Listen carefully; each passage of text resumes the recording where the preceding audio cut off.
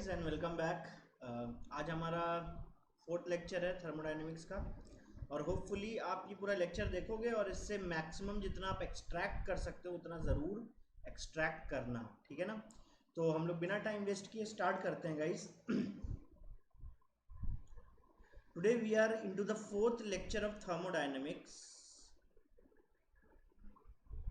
Dynamics, ठीक है।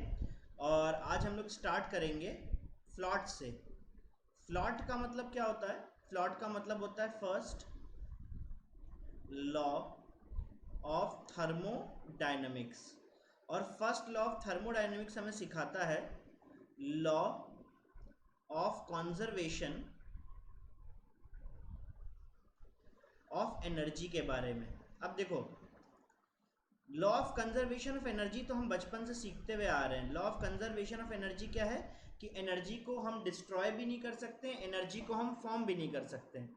मतलब ना तो एनर्जी को हम खुद बना सकते हैं, ना ही हम उसको डिस्ट्रॉय कर सकते हैं। उसको बस एक फॉर्म से किसी दूसरे फॉर्म में हम चेंज कर सकते हैं। यही है law of conservation of energy, ठीक है ना। हम ये बचपन से पढ़ते हुए आ रहे हैं। आज हमें इसका एप्लीकेशन देखना है, और एप्लीकेशन भी किस में देखना है? पिस्टन सिस्टम्स में, है ना। क्योंकि हमारे लिए थर्मोडायनेमिक्स में सबसे इंपॉर्टेंट है पिस्टन सिस्टम्स। सारे के सारे न्यूमेरिकल्स जो होंगे मैक्सिमम वो पिस्टन सिस्टम के ऊपर ही होंगे। क्लियर है कि नहीं? देखो, ये हमने एक बार पहले भी देखा है, आज फिर से देख लेते हैं।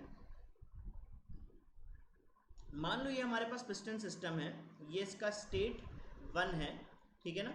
इसके अंदर कोई ना कोई गैस रखी हुई है ना।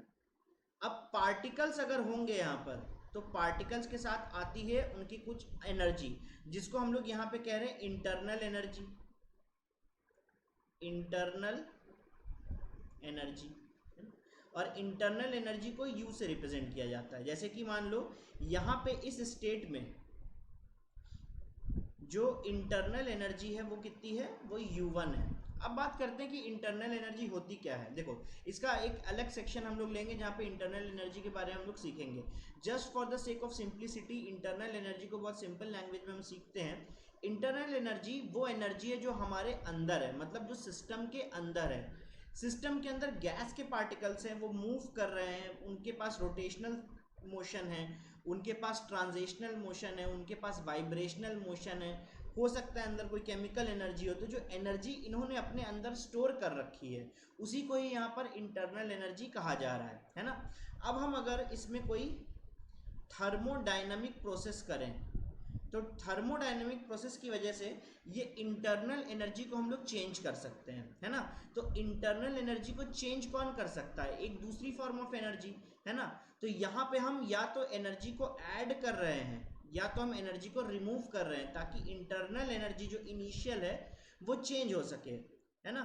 मान लो हमने एनर्जी में ऑल्टरेशन कर दिया, तो हमारे पास एक नया सिस्टम बन के आता है, मतलब सेम सिस्टम ही है जिसका ये स्टेट 2 कहलाएगा, ठीक है ना। यहाँ पे वही सेम गैस के पार्टिकल्स है, लेकिन अब इनके अंदर जो इंटरनल एनर्जी है वो कितनी हो चुके हैं? U2 हो चुकी है ना। पहले U1 थी, अब कितनी है? U2 है। ये चेंज क्यों आया? क्योंकि हमने या तो शायद एनर्जी ऐड की होगी या तो शायद एनर्जी हमने रिमूव की होगी, है ना। तो एनर्जी को ऑल्टर करने के केवल दो ही मोड हैं, या तो इसको अंदर हमें हीट देनी पड़ेगी या तो शायद हमें कोई वर्क करना पड़े। मैं शॉर्ट में लिपटाता हूँ, पहले भी लास्ट क्लास में मैं ये बता चुका हूँ कि हीट वो एनर्जी है जो टेम्परेचर डिफरेंस की वजह से आता है ना। तो यहाँ पे क्या नेसेसरी है? टेम्परेचर डिफरेंस नेसेसरी है ना। फॉर एग्जाम्पल, अगर कोई हाई टेम्परेचर पर है ना, तो और कोई चीज़ लो टेम्परेचर पे है, तो इसके पास ज़्यादा एनर्जी है, इसके पास कम एनर्जी है, तो हीट इस डायरेक्शन में फ्लो कर जाएगी। तो जो एनर्जी टेम्परेचर डिफरेंस की वजह से फ्लो करे उसको बोलते हैं हीट एनर्जी। सिमिलरली वर्क भी एक फॉर्म ऑफ एनर्जी है, और वर्क का मतलब क्या होता है कि किसी भी चीज़ या सिस्टम के अंदर कोई भी मूवमेंट लाना with the application of force, है ना। तो जो एनर्जी किसी मूवमेंट को करने में लग गई, है ना, by any sort of force is called work. यहाँ पे हमें कोई टेम्परेचर डिफरेंस की ज़रूरत नहीं है। फॉर एग्जाम्पल, एक ब्लॉक रखा हुआ है, हमारे पास जो इंटरनल एनर्जी है, मैंने इसको उससे थोड़ा पुश किया तो ये ब्लॉक थोड़ा आगे बढ़ गई, तो मेरी इंटरनल एनर्जी कम हो गई, और जो एनर्जी सिस्टम से मेरे अंदर से निकल गई वो कहाँ पे यूज हो गई, इस ब्लॉक को हटाने के लिए। तो मैंने क्या यहाँ पे अप्लाई किया, फोर्स अप्लाई किया, और यहाँ पे मैं मूवमेंट लेके आया, है ना। वैसे ही अगर मान लो ये पिस्टन है, तो ये पिस्टन ऊपर जाएगा या नीचे जाएगा, तो इसमें फोर्स का रिक्वायरमेंट होगा, तो मतलब वहाँ पे कुछ ना कुछ वर्क हो रहा है, इसके लिए कोई भी टेम्परेचर डिफरेंस की ज़रूरत नहीं है। तो दो मोड्स ऑफ एनर्जी एक्सचेंज कौन कौन से हैं, हीट और वर्क। ये हीट और वर्क करने की वजह से इंटरनल एनर्जी में क्या आ जाएगा, चेंज आ जाएगा। तो अब हम लोग क्या करेंगे, एनर्जी को कंजर्व करेंगे, तो हमें फ्लॉट का मैथमेटिकल मॉडल मिल जाएगा। देखो फाइनल एनर्जी हमारे पास इंटरनल कितनी है, U2, है ना, और U2 जो फाइनल एनर्जी वो किसके बराबर है, जो एनर्जी हमारे पास इनिशियली थी प्लस हमने कितना हीट Q सिस्टम के अंदर ऐड किया होगा, या हमने कितना वर्क सिस्टम के ऊपर किया होगा। ये है हमारे पास कंजर्वेशन का एक फॉर्म, और इसी को ही हम लोग बोलते हैं mathematical form of first law of thermodynamics. क्योंकि जब हम लोग U2 माइनस U1 करेंगे तो वो बन जाएगा Q प्लस W, ये हम पहले भी एक बार देख चुके हैं। और ये U2 माइनस U1 जो है, मतलब final internal energy minus initial internal energy, है ना, इसको बोलते हैं चेंज इन इंटरनल एनर्जी। किसके बराबर हुआ, Q प्लस W। मेरे ख्याल से इतनी बात आपको पहले भी क्लियर हो गई थी, और आज भी आपको ये बात क्लियर हो चुकी है ना। मैं इसके आगे बढ़ता हूं, है ना। ओके, तो ध्यान रखना delta U is equal to Q plus W, ये हमारे पास फ्लॉट का मैथमेटिकल मॉडल है। हम इसके ऊपर बहुत सारे क्वेश्चन करेंगे, लेकिन वो वक्त अभी नहीं आया है। वो वक्त अभी इसलिए नहीं आया है क्योंकि हमें डिफरेंट मेथड्स देखने पड़ेंगे, डेल्टा U को कैलकुलेट कर कैसे किया जाता है, या Q को कैसे कैलकुलेट किया जाता है, या W को कैसे कैलकुलेट किया जाता है। मैं एक छोटा सा रिवीजन आपके लिए और रख रहा हूं, और वो रिवीजन है साइन कन्वेंशन का, है ना, साइन कन्वेंशन का। देखो केमिस्ट्री में साइन कन्वेंशन किस बेसिस पे डिसाइड किया जाता है। केमिस्ट्री में we are dealing with the system, हमारा जो ध्यान है वो पूरी तरह सिस्टम के ऊपर है। फिजिक्स में जो ध्यान होता है, मतलब फिजिक्स का जो मेन सेंटर ऑफ अट्रैक्शन है वो सराउंडिंग है ना। तो जो चीज़ केमिस्ट्री में पॉजिटिव है वही चीज़ फिजिक्स में नेगेटिव है। कैसे, क्योंकि जो चीज़ सिस्टम से निकलेगी, जो चीज़ सिस्टम से रिमूव होगी, वो सराउंडिंग में ऐड होगी। तो केमिस्ट्री में हमारा जो सेंटर ऑफ अट्रैक्शन है वो सारा का सारा है सिस्टम।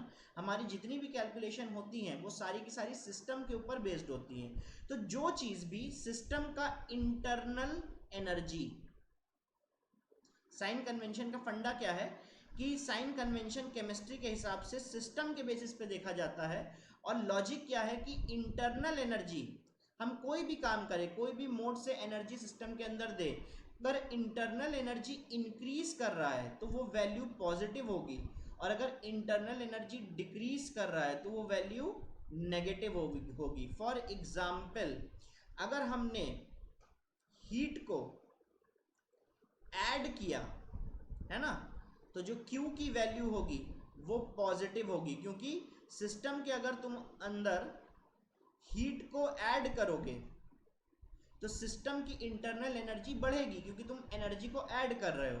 वहीं अगर तुमने हीट को रिमूव किया होगा, है ना, तो मैथमेटिकली Q की वैल्यू कैसी होगी, नेगेटिव होगी, क्योंकि तुमने हीट को रिमूव किया है।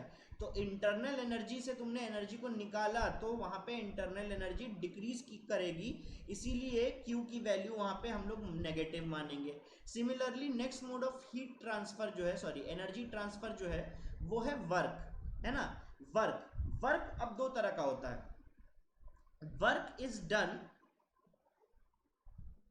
ऑन द सिस्टम, है ना, और work is done on the system का मतलब है कॉम्प्रेशन। लास्ट क्लास में भी हमने यही डिस्कस किया था। कॉम्प्रेशन का मतलब है पिस्टन को दबाना। तो जब गैस को हम दबाएंगे तो सिस्टम में तुम्हें नहीं लगता थोड़ा सा शायद एनर्जी में चेंज आए, है ना? जब सिस्टम को हम दबाएंगे तो बेसिकली गैस के पार्टिकल कॉम्प्रेस हो जाएंगे, और जब गैस के पार्टिकल कॉम्प्रेस हो जाते हैं तो मतलब ये है कि वहां पर इंटरनल एनर्जी इंक्रीज करता है। तो हमेशा ध्यान रखना, work done on the system का मतलब है कंप्रेशन, और work done on the system क्योंकि इंटरनल एनर्जी को इंक्रीज करता है, तो यहाँ पे वर्क डन की जो इंट्रिंसिक वैल्यू होगी वो कैसी होगी? Positive. Similarly if the work is done by the system, है ना, बाय द सिस्टम, तो इसका एक्टिवली मीनिंग होता है एक्सपेंशन, है ना, एक्सपेंशन। और कभी भी सिस्टम में एक्सपैंड करोगे इसको ऊपर लेके जाओगे, खींच के ऊपर लेके जाओगे, तो यहाँ पे कूलिंग सॉर्ट ऑफ इफेक्ट आएगा, है ना, और इसका मतलब कि वहां पे इंटरनल एनर्जी डिक्रीज कर रही है। तो यहाँ पे इसीलिए वर्क जो है वो कैसा होगा? नेगेटिव। इसको गांठ बांध के अपने दिमाग में रख लो, एक्सपेंशन मतलब वर्क नेगेटिव, कॉम्प्रेशन मतलब वर्क पॉजिटिव। तो ये था तुम्हारा साइन कन्वेंशन। होप आपको ये चीज समझ में आ गई होगी। इसके ऊपर मैंने एक छोटा सा एग्जाम्पल लिया था, क्योंकि अभी हम लोग एग्जाम्पल करने लायक कंडीशन में आए नहीं, क्योंकि we don't know how to calculate delta U, Q और W, right? So we will take many questions in the upcoming lectures, but right now you have to just deal with the sign convention and all the possible methods by which we can calculate delta u, q or w, right? So I think you are very much thorough with this thing. What should be the sign convention if there is a compression or expansion, or when heat is added or when heat is removed, right? We shall move to the next topic now, again related to this thing. So what we have is here delta u, which is the change in internal energy, is equal to q plus w, whatever heat is added or removed in the system, plus the work that is done on the system or by the system. So we shall take up as many techniques as possible by which delta u could be acknowledged or calculated, है ना? हम ऐसे बहुत सारे techniques के बारे में बात करेंगे जिससे डेल्टा यू को कैलकुलेट किया जा सकता है। सबसे पहली बात, हम इंटरनल एनर्जी के बारे में बात करते हैं। डेल्टा यू की कहानी स्टार्ट होती है यहां से, इंटरनल एनर्जी की बारे में बात करते हैं। इंटरनल एनर्जी जो है उसको हम लोग यहाँ पे यू से रिप्रेजेंट कर रहे हैं ना, कई बुक्स में ई से रिप्रेजेंट किया जा रहा है, हम यू से रिप्रेजेंट कर रहे हैं, चलो ठीक है ना। तो इंटरनल एनर्जी जो है वो कौन सी है एनर्जी? वो इंट्रिंसिक एनर्जी बोली जाती है। इंट्रिंसिक एनर्जी मतलब वो एनर्जी जो अंदर में स्टोर्ड है। तो अंदर में कौन कौन सी एनर्जी स्टोर्ड है भाई? हमारे पास वही घिसा पिटासा हमारा पिस्टन सिस्टम है, पार्टिकल्स हैं यहाँ पे, है ना, ये पार्टिकल्स मूवमेंट कर रहे हैं, इनके अंदर काफी सारा एनर्जी स्टोर्ड है ना। तो एनर्जी किस किस फॉर्म में स्टोर्ड है भाई? एनर्जी का मतलब होता है मूवमेंट, क्योंकि जिस सिस्टम में एनर्जी होगी वही सिस्टम मूवमेंट कर पाएगा, है ना। तो total internal energy U can be written as the summation of all sorts of internal energy. For example the energy that is consume during a translational motion, है ना, और the energy that is consume for a rotational motion, क्योंकि एक molecule है वो x axis, y axis और z axis पर translational motion भी कर सकता है, या किसी एक एक्सिस के थ्रू रोटेशनल मोशन भी कर सकता है ना। Plus vibrational energy, plus chemical energy, plus bond energy, है ना, एंड सो ऑन। हम लोग बहुत तरीके के, हजारों तरीके के इंटरनल एनर्जी के बारे में डिस्कस कर सकते हैं, लेकिन जो सबसे इंपॉर्टेंट है वो है ये दोनों। केमिस्ट्री में हम मानते हैं कि जो मैक्सिमम इंटरनल एनर्जी आती है वो इन दोनों की वजह से ही आती है, तो हम बाकियों को क्या कर देते हैं फिलहाल नेग्लिजिबल मान लेते हैं, है ना। सेकेंड चीज, U जो है internal energy, it is exclusively a function of absolute temperature,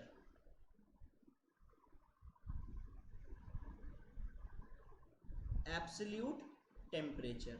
absolute temperature का मतलब होता है केल्विन स्केल में टेम्परेचर, है ना। फॉर एग्जाम्पल ये सिस्टम है ना, मैंने इसका ऊपर कोई थर्मोडायनेमिक प्रोसेस किया, है ना, ये सिस्टम का स्टेट 1 है और मैंने कोई थर्मोडायनेमिक प्रोसेस किया और ये चला गया स्टेट 2 पर। सेम सिस्टम अभी अपने स्टेट 2 पे है, लेकिन मैंने कोई भी प्रोसेस किया, मान लो वो आइसोथर्मल प्रोसेस निकला, है ना, आइसोथर्मल प्रोसेस निकला। आइसोथर्मल प्रोसेस का मतलब ये हुआ कि भाई सिस्टम तो चेंज हो गया, लेकिन टेम्परेचर के रिस्पेक्ट में टेम्परेचर यहाँ पर भी टी है और टेम्परेचर जो फाइनल हमारे पास स्टेट बनती है वहाँ पर भी टी है, तो टेम्परेचर में कोई भी चेंज नहीं आया। तो यहाँ पे चेंज इन इंटरनल एनर्जी कितनी होगी, ज़ीरो होगी, डेल्टा यू ज़ीरो होगी, क्योंकि यहाँ पे क्योंकि टेम्परेचर में चेंज नहीं आया, इसीलिए जो इनिशियल इसकी इंटरनल एनर्जी थी वो भी यू थी और जो फाइनल इंटरनल एनर्जी है वो भी यू है, तो चेंज इन इंटरनल एनर्जी कितनी है, ज़ीरो। तो इसीलिए हम लोग क्या कह रहे हैं कि internal energy is exclusively a function of absolute temperature, that is the temperature in the kelvin scale. मेरे ख्याल से ये बात समझ में आपको आ गई होगी। नेक्स्ट आता है कि जो इंटरनल एनर्जी है, इंटरनल एनर्जी है वो एक स्टेट फंक्शन है कि एक पाथ फंक्शन है। देखो हमने पहले भी डिस्कस किया था कि temperature itself is a state function, है ना, कि टेम्परेचर यहाँ पे और टेम्परेचर यहाँ पर डिपेंड करेगा कि इनिशियल और फाइनल पोजीशन सिस्टम की क्या है ना। तो जो चीज़ एक्सक्लूसिवली टेम्परेचर का फंक्शन है वो भी एक स्टेट फंक्शन होगा, क्योंकि टेम्परेचर खुद एक स्टेट फंक्शन है। तो यू जो है ना, वो एक स्टेट फंक्शन हुआ, u जो है वो क्या है, एक स्टेट फंक्शन है। फॉर एग्जाम्पल अगर मान लो ये पीवी कर्व है ना, तुम यहां से यहां आ गए, तो यहाँ पे P1 V1 T और यहाँ पे P2 V2 T, क्योंकि बॉयल्स लॉ जब P और V के वर्सेस में बनाया जाता है तो टेम्परेचर कांस्टेंट रहता है। तो इस पॉइंट पर, है ना, और इस पॉइंट पर जो भी तुम्हारा इंटरनल एनर्जी का चेंज है वो ज़ीरो है ना। तो हम इस पॉइंट से इस पॉइंट में चाहे जैसे भी आए, इंटरनल एनर्जी का चेंज हमेशा ज़ीरो ही रहेगा। मेरे ख्याल से आपको ये बात समझ में आ गई होगी, है ना। तो मैं थोड़ा सा इसको इरेज कर देता हूँ so that we have some more space deal with the issue, right. Okay, now state function के साथ साथ क्या ये इंटेंसिव प्रॉपर्टी है कि एक्सटेंसिव प्रॉपर्टी है? पॉज करो और आंसर सोचो। आंसर है ये एक एक्सटेंसिव प्रॉपर्टी है ना, एक्सटेंसिव प्रॉपर्टी। क्यों एक एक्सटेंसिव प्रॉपर्टी है? क्योंकि इंटरनल एनर्जी तो पार्टिकल्स के अंदर स्टोर एनर्जी है ना, तो 10 पार्टिकल होंगे तो ज़्यादा इंटरनल एनर्जी होगी और 5 पार्टिकल होंगे तो हाफ इंटरनल एनर्जी होगी, है ना। तो जो टोटल इंटरनल एनर्जी है वो स्टेट फंक्शन है और साथ ही साथ वो एक एक्सटेंसिव प्रॉपर्टी है क्योंकि मास के ऊपर डिपेंड करती है। बात समझ में आती है कि नहीं? अगर इतना हो गया हो तो हम लोग नेक्स्ट टॉपिक पर आ जाते हैं। नेक्स्ट टॉपिक है हम लोग को, देखो फाइनली डेल्टा यू कैलकुलेट करना है, डेल्टा यू। उसी के लिए हम लोग पहले यू के बारे में बात कर रहे हैं, है ना। डेल्टा यू है change in internal energy, U है internal energy, absolute value of internal energy. चलो हम नेक्स्ट पेज पे आते हैं, नेक्स्ट पेज पे आते हैं। नेक्स्ट पेज है इंटरनल एनर्जी को समझने के लिए कि डिग्री ऑफ फ्रीडम क्या होता है। फ्रीडम मतलब आज़ादी, है ना, कितनी आज़ादी है सिस्टम में एक्सचेंज करने के लिए एनर्जी को, उसी को कहते हैं डिग्री ऑफ फ्रीडम, है ना। तो डिग्री ऑफ फ्रीडम, क्योंकि इंटरनल एनर्जी हमारे पास केवल दो ही तरीके की, मैंने अभी थोड़ी देर पहले बताया कि बहुत सारे तरीके की इंटरनल एनर्जीज होती हैं, लेकिन हमारे लिए केवल इंपॉर्टेंट है दो, एक है ट्रांसलेशनल और एक है रोटेशनल। तो बस इन दोनों की हम डिग्री ऑफ फ्रीडम को देख लेंगे तो हमें पता चल जाएगा कि टोटल डिग्री ऑफ फ्रीडम क्या है ना। तो इंटरनल एनर्जी क्योंकि इन दोनों का समेशन है, तो सबसे पहले हम ट्रांसलेशनल डिग्री ऑफ फ्रीडम देख लेते हैं कि ये ट्रांसलेशनल डिग्री ऑफ फ्रीडम क्या, कौन सी खेत की मूली है ना। ट्रांसलेशनल डिग्री ऑफ फ्रीडम का मतलब हुआ सीधे सीधे चलना, मतलब कोई पार्टिकल है है ना, वो रोटेट भी कर सकता था अपने किसी एक्सिस पे, लेकिन उसको सीधे सीधे चलना है। तो सीधे सीधे चलने के तीन तरीके हैं, एक्स एक्सिस, वाई एक्सिस और जेड एक्सिस। तो ट्रांसलेशनल डिग्री ऑफ फ्रीडम हमेशा तीन होती है, चाहे जैसा भी पार्टिकल हो। जैसा भी पार्टिकल से मेरा मीनिंग है कि पार्टिकल या तो मोनो एटॉमिक हो सकता है, ठीक है, या तो हो सकता है डाई एटॉमिक, है ना, या तो डाई एटॉमिक जो है वो लीनियर होता है। कैसा होता है? लीनियर। तो ऐसे ट्राई एटॉमिक भी यहां पर आएंगे जो कि लीनियर हो, ध्यान रखना, नॉन लीनियर ट्राई एटॉमिक नहीं, क्योंकि डाई एटॉमिक तो हमेशा लीनियर है लेकिन ट्राई एटॉमिक लीनियर जो है वो हो भी सकता है, वो नहीं भी हो सकता है ना। ट्राई एटॉमिक हो सकता है सीधे एक लाइन में हो, तो ये लीनियर मॉलिक्यूल हुआ, है ना। लेकिन हो सकता है ट्राई एटॉमिक मॉलिक्यूल ऐसा भी है, तो ये प्लेनर मॉलिक्यूल हो सकता है लेकिन लीनियर नहीं हो सकता, ऐसा भी तो हो सकता है ना।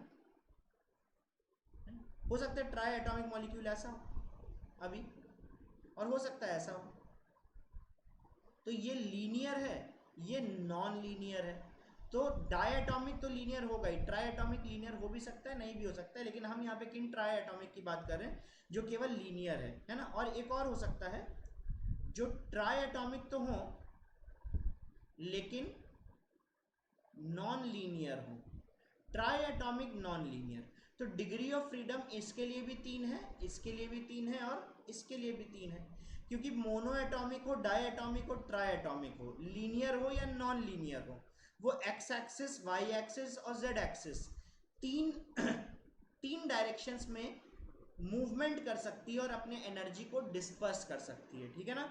तो degree of freedom for a translational motion is equal to 3, चाहे मोनो, डाई या ट्राई, ठीक है ना। अब डिग्री ऑफ फ्रीडम की हम बात करते हैं रोटेशनल डिग्री ऑफ फ्रीडम के बारे में बात करते हैं, है ना, रोटेशनल डिग्री ऑफ फ्रीडम के बारे में बात करते हैं। तो सबसे पहले मोनो एटॉमिक की बात हो जाए। मोनो एटॉमिक मतलब जहां पे केवल एक एटम है, ठीक है, केवल एक एटम। तो हम इसको किसी भी एक्सिस के अबाउट अगर घुमाते हैं इस एटम को, तो इस एटम का लीनियर डिस्प्लेसमेंट हमेशा जीरो होगा about the mean position. Mean position क्या है? ये इस एटम का एकदम सेंटर। अगर हम इसको घुमाते हैं तो हर पार्टिकल ये जो पूरा का पूरा एक्सक्यूज मी, अगर मोनो एटॉमिक पार्टिकल है ना, तो हम अगर इस पार्टिकल को किसी भी एक्सिस के अबाउट घुमाते हैं तो देखना यहाँ पे नेट लीनियर डिस्प्लेसमेंट हमेशा जीरो आएगा। मतलब ये इधर नहीं भाग रहा है, इधर नहीं भाग रहा है, पार्टिकल हमेशा ऐसा लगेगा कि अपनी एक पोजीशन में चुपचाप बैठा हुआ है ना, वो घूम रहा है लेकिन उसका लीनियर डिस्प्लेसमेंट जीरो है। और कहीं पर भी लीनियर डिस्प्लेसमेंट जीरो है तो वहां पे रोटेशनल डिग्री ऑफ फ्रीडम भी जीरो माना जाता है, ठीक है ना। तो मोनो एटॉमिक के लिए रोटेशनल डिग्री ऑफ फ्रीडम कितना है? जीरो है। देखो नेक्स्ट जब हम लोग इसका एग्जाम्पल लेंगे तो ये पहला वाला एग्जाम्पल और ज्यादा क्लियर हो जाएगा। फॉर एग्जाम्पल डाई एटॉमिक लेते हैं, और डाई एटॉमिक लेते हैं, है ना, या ट्राई एटॉमिक लेते हैं, बट कैसे होने चाहिए? लीनियर होने चाहिए। कैसे होने चाहिए? लीनियर, है ना। फॉर एग्जाम्पल चलो डाई एटॉमिक से ही समझते हैं, ये, ठीक है ना। इसकी तीन एक्सेस हो सकती है, x axes, y axes, z axes. नाम से ही समझ में आता है कि रोटेशनल डिग्री ऑफ फ्रीडम है, तो इसको हमें क्या करना है? रोटेट करना है। तो हम क्या करते हैं, इसको चलो रोटेट करते हैं, एक्स एक्सिस के अबाउट इसको हम रोटेट करते हैं। अगर हम एक्स एक्सिस के अबाउट रोटेट करेंगे तो ये जो पार्टिकल है ना, ये पार्टिकल और ये पार्टिकल, ये पार्टिकल इस तरफ जाएगा मान लो, तो ये पार्टिकल इस तरफ आएगा क्योंकि हम इसको घुमा रहे हैं इस तरीके से। तो देखो यहाँ पे इसका एक लीनियर डिस्प्लेसमेंट हमें देखने को मिलेगा। ये पार्टिकल हमें अपनी पोजीशन छोड़ के पोजीशन चेंज करता हुआ दिखेगा अगर हमने एक्स एक्सिस के अबाउट इसको घुमा दिया, है ना। सिमिलरली अगर हम इसको इसी सेम मॉलिक्यूल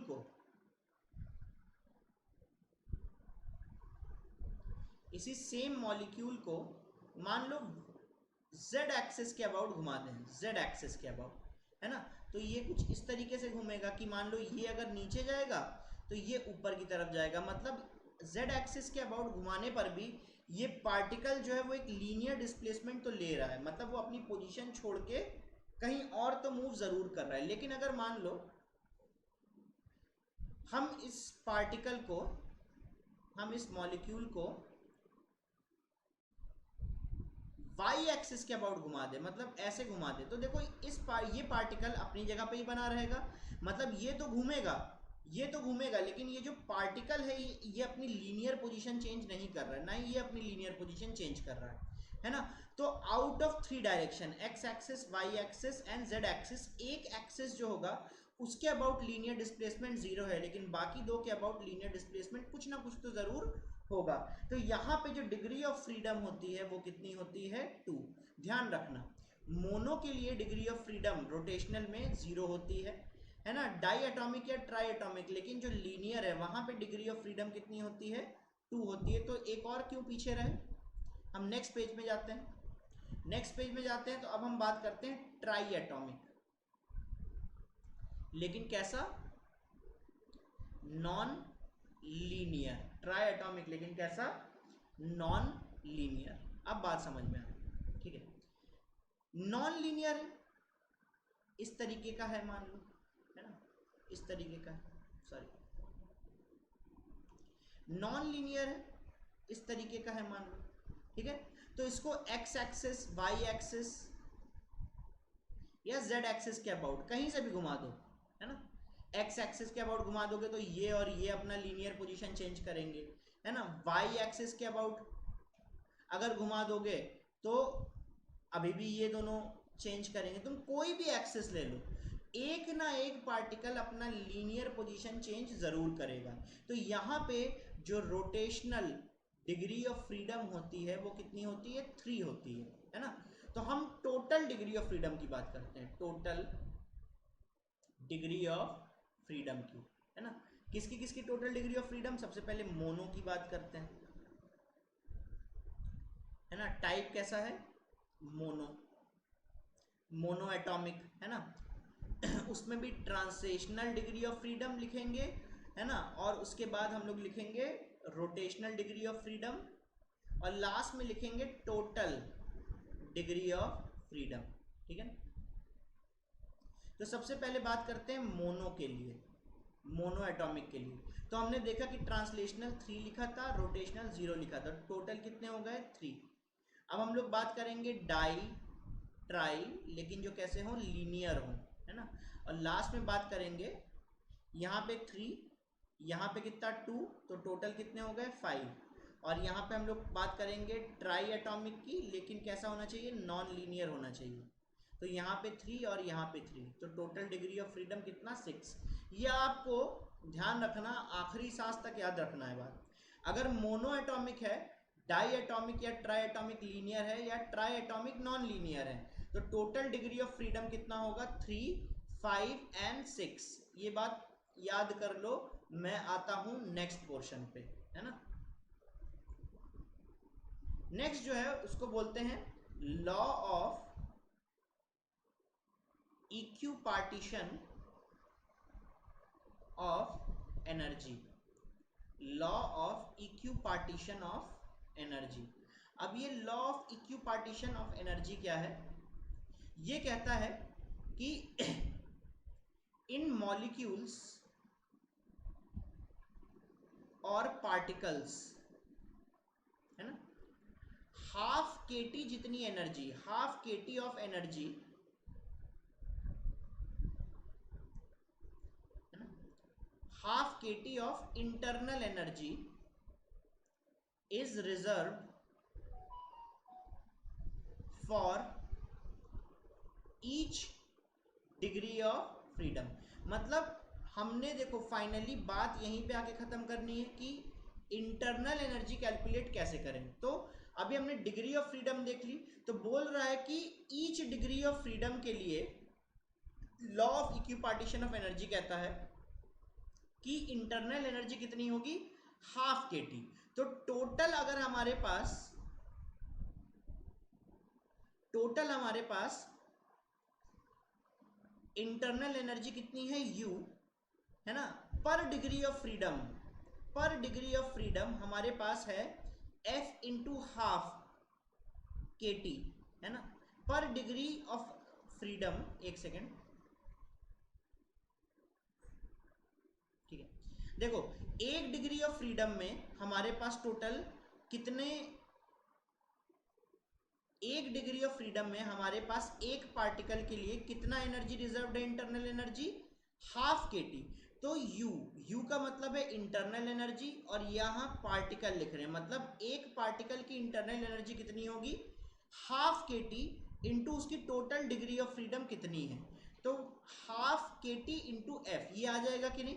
तो ये एक पार्टिकल के लिए हो गई, तो टोटल n पार्टिकल्स के लिए हम लोग लिखेंगे टोटल। मान लो हमारे पास ये पिस्टन सिस्टम है, वहां पे तो हमारे पास n पार्टिकल्स होंगे, सही है कि नहीं, n पार्टिकल्स होंगे।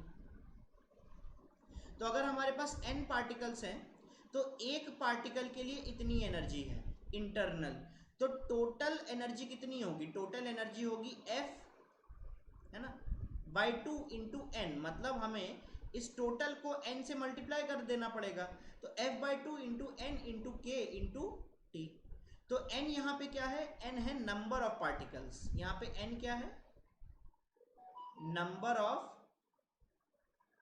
पार्टिकल्स, ठीक है। अब ये नंबर ऑफ पार्टिकल्स है ना, तो सिमिलरली उसी तरीके से मान लो हमारे पास, let's think that we have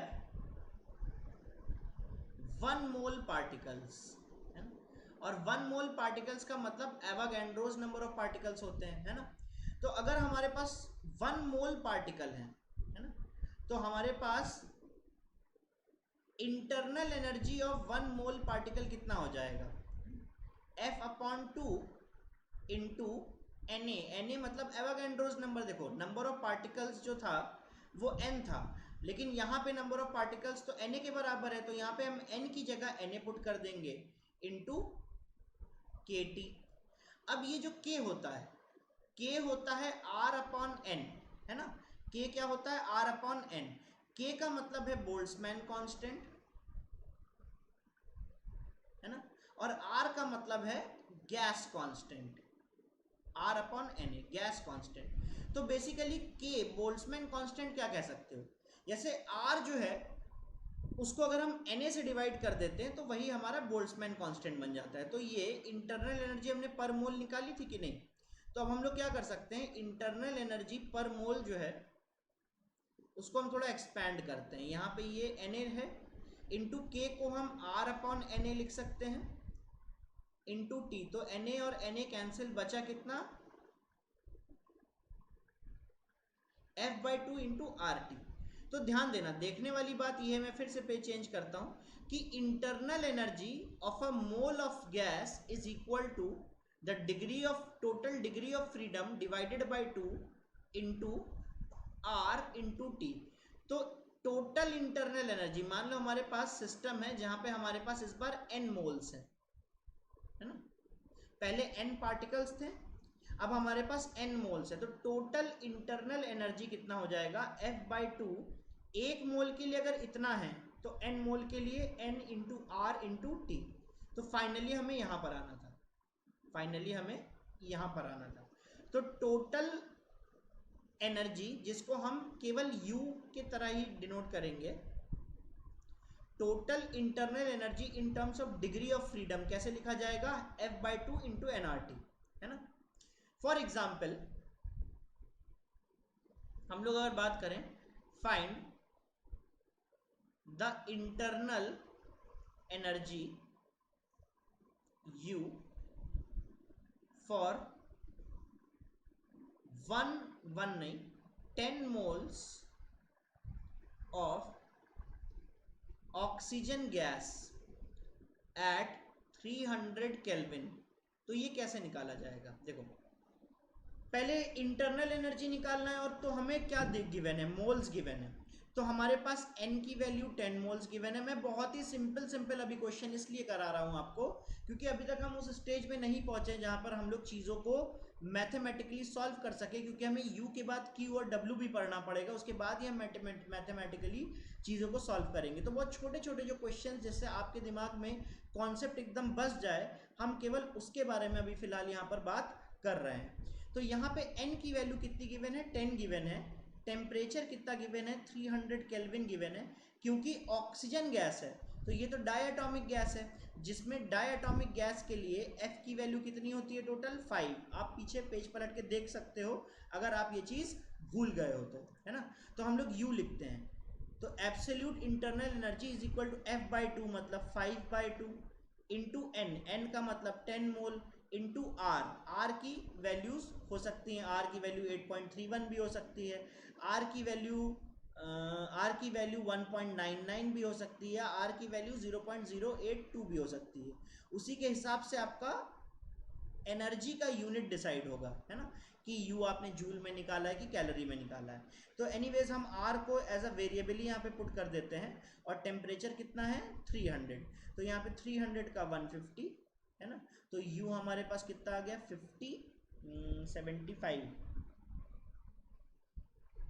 75 और 00। तो 7500 R is the total internal energy of the system in the above question. ऐसा हमारे पास बन के आ गया। तो हमने देखा कि फाइनली हम U को क्या लिख सकते हैं, U को हम लिख सकते हैं F/2 into n into r into t. तो डेल्टा U जो कि एक्सक्लूसिवली टेम्परेचर का फंक्शन है, उसको हम क्या लिख पाएंगे, n into r into delta t. हमने जो डेल्टा है वो टी के ऊपर ही लगाया क्योंकि यहाँ पे यही वेरिएबल है। तो जहां पे डेल्टा होगा वहां पे वो वेरिएबल के ऊपर ही लगेगा। तो अगर हम इसको वेरिएबल बनाते हैं, मतलब अगर हमें इंटरनल एनर्जी को चेंज करना है तो टेम्परेचर को हमें चेंज करना पड़ेगा, बाकी इंटरनल एनर्जी को और किसी से मतलब नहीं है। तो अगर इंटरनल एनर्जी हम टेम्परेचर का एक फंक्शन दिखा सकते हैं, तो चेंज इन इंटरनल एनर्जी भी हमें टेम्परेचर का फंक्शन ही दिखाना पड़ेगा, है ना। तो फाइनली हम लोग आ गए हैं कि delta U is equal to F/2 into n into r into delta t. वही सेम बात है कि एग्जाम्पल में find the internal energy change for argon gas, है ना, if 10 moles of it is heated from 300 kelvin to 600 kelvin. बताओ क्या होगा आंसर, है ना। देखो डेल्टा टी का मतलब क्या है, डेल्टा टी का मतलब है T2 माइनस T1, मतलब फाइनल 600 केल्विन है, इनिशियल 300 केल्विन है, मतलब डेल्टा टी कितना आ गया, 300 केल्विन। n की वैल्यू कितनी गिवन है, n की वैल्यू है 10 मोल्स, है ना, n की वैल्यू कितनी है 10। f की वैल्यू क्या हमें गिवन है, यस, आर्गन एक मोनोएटॉमिक गैस है, तो आर्गन के लिए f की वैल्यू कितनी हो जाएगी, 3। तो डेल्टा U अगर हम लोग निकालें तो delta U is equal to 3 divided by 2 into n का मतलब 10 इंटू r को वेरिएबल ही रहने देते हैं, और डेल्टा t कितना है, 300। मेरे ख्याल से आपको सीधे सीधे ये बात समझ में आ गई होगी, है ना। तो इसको सॉल्व कर लेना, तुम्हारे पास आंसर आ जाएगा। वैसे आंसर देखो क्या आएगा, 15 45। तो 4500 R is the change in internal energy, मतलब इतनी इंटरनल एनर्जी इसकी इंक्रीज कर गई है, क्योंकि डेल्टा U कैसा आ रहा है, पॉजिटिव आ रहा है। डेल्टा U तो नेगेटिव आ नहीं रहा है, आप चाहे कैलकुलेट करके देख लेना। तो डेल्टा U पॉजिटिव आने का मतलब है इंटरनल एनर्जी इंक्रीज कर जाना, है ना। चलो इतना समझ में आया कि नहीं, है ना। एक सेकेंड,